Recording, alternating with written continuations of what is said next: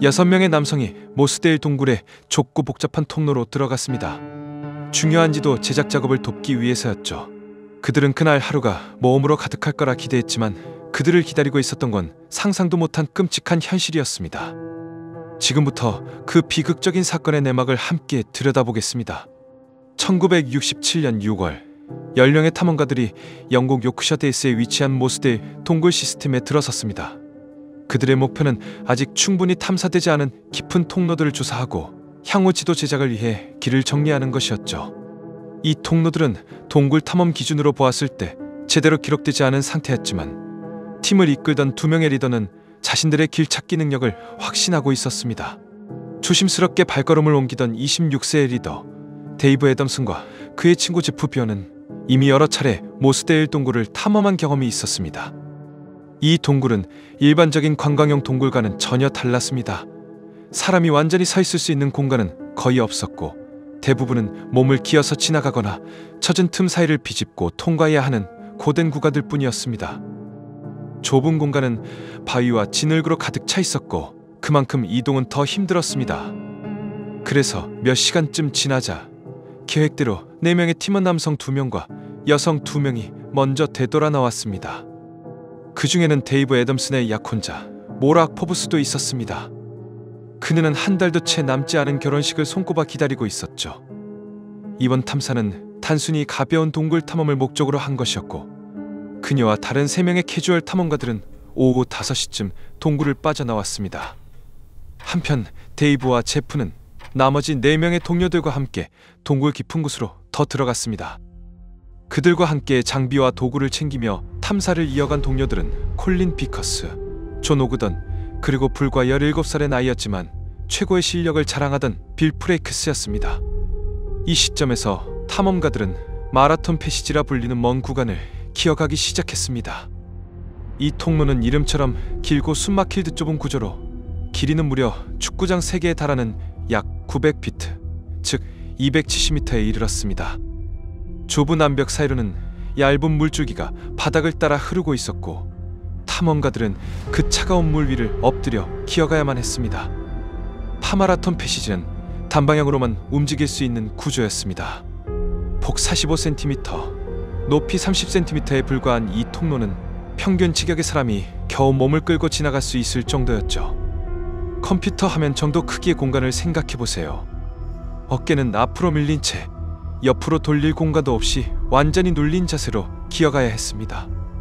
상상만 해도 숨이 막힐 듯한 공간이었죠.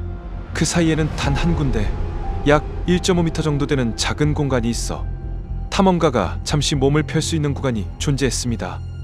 탐험가들이 파마라톤 의 마지막 구간에 도달했을 때 통로는 다시 한 번 더 좁아졌습니다. 몸을 밀어넣기조차 버거운 극한의 공간이 그들을 기다리고 있었죠. 바로 그 무렵 모락은 남자들이 탐험을 마쳤는지 확인하러 다시 동굴 입구로 돌아왔습니다. 하지만 거기에는 아무도 없었죠. 한편 지하에서는 탐험가들이 통로 정리에 앞서 준비 작업을 하고 있었는데 그때 미세하게 변화된 점 하나를 감지했습니다. 바닥을 흐르던 물줄기가 점점 많아졌고 지하수 수위도 조금씩 상승하고 있었던 것이죠. 어느 순간부터 물의 양은 확연히 많아졌고 흐르는 소리 역시 점점 커지기 시작했습니다. 입구까지 돌아가려면 최소 3시간이 걸린다는 걸 알고 있었기에 그들은 그날의 작업을 여기서 마무리하기로 결정했습니다. 하지만 그 누구도 지금 이 순간 지상에서 얼마나 많은 비가 쏟아지고 있는지 그리고 그 물이 얼마나 빠른 속도로 동굴 안으로 들이닥치고 있는지는 전혀 알지 못했습니다. 모락은 밤 9시에 마지막으로 동굴 입구를 찾아왔습니다. 그녀가 마주한 광경은 말 그대로 충격 그 자체였습니다. 동굴 입구 주변은 이미 거대한 물웅덩이로 변해 있었고 입구는 완전히 잠긴 채 접근조차 할 수 없는 상태였죠. 공포와 절망에 휩싸인 모락은 곧장 도움을 요청하기 위해 약 3km 거리의 구조대 사무소까지 미친 듯이 달리기 시작했습니다. 그 시각 동굴 안에 있는 인원들은 파마라톤 패시지를 통해 되돌아가기 시작하고 있었습니다. 물 수위는 이미 상당히 올라 있었지만 그들에게는 선택의 여지가 없었습니다. 가능한 한 빨리 더 높은 지대로 이동해야만 했죠. 하지만 이 길은 극도로 좁고 구불구불한 데다 거리도 길었습니다. 그 안에서 점점 거세지는 물살을 마주하며 기어가는 상황은 상상만으로도 공포와 극도의 불안을 불러일으킬 수밖에 없었습니다. 좁은 공간을 뒤덮으며 쏟아져 들어오는 물, 그 속에서의 탈출은 시간이 지날수록 점점 더 절망적으로 느껴졌을 것입니다.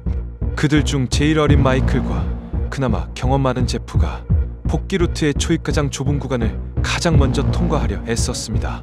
이 구간은 몸 하나 겨우 들어갈 정도로 협소했으며 탐험가들은 말 그대로 몸을 바위 사이에 밀어넣고 오직 팔 힘만으로 앞으로 끌고 나아가야 했습니다. 그 시각 나머지 4명의 탐험가들은 장비를 챙기고 파 마라톤 구간으로 진입할 준비를 하고 있었습니다.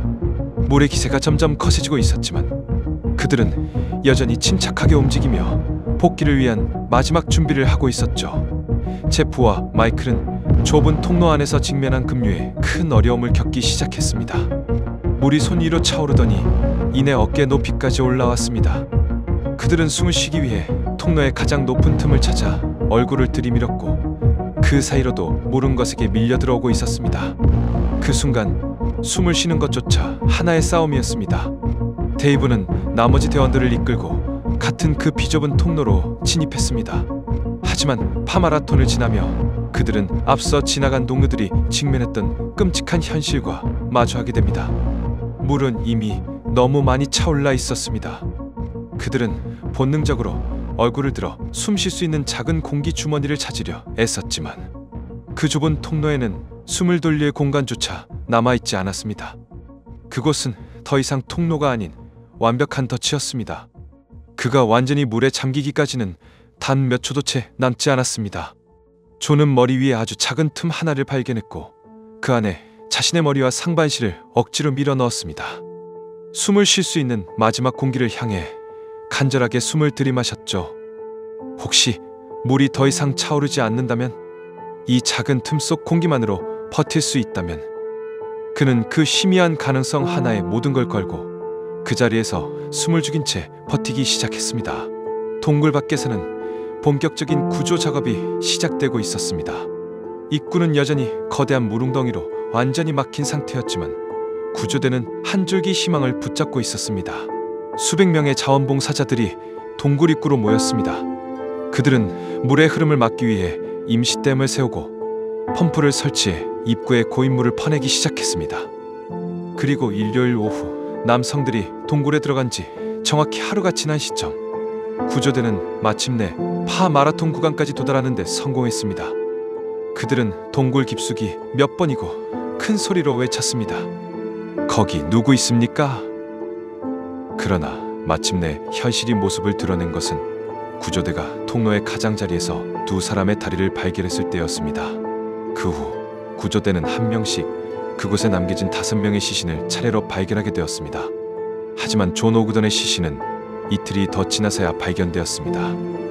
그는 살아남기 위해 머리 위의 틈에 몸을 너무 깊이 밀어넣은 상태였고 그 좁은 공간 속에 뒤틀린 채 걸려 있었기 때문에 수십 차례의 수색이 반복된 끝에야 겨우 그의 흔적을 찾아낼 수 있었습니다. 그렇게 6명 모두가 갑작스러운 급류에 휩쓸려 물로 가득 찬 동굴 속에서 안타깝게 목숨을 잃었습니다. 이 끔찍한 사고 이후 모스데일 동굴은 공식적으로 폐쇄되었습니다.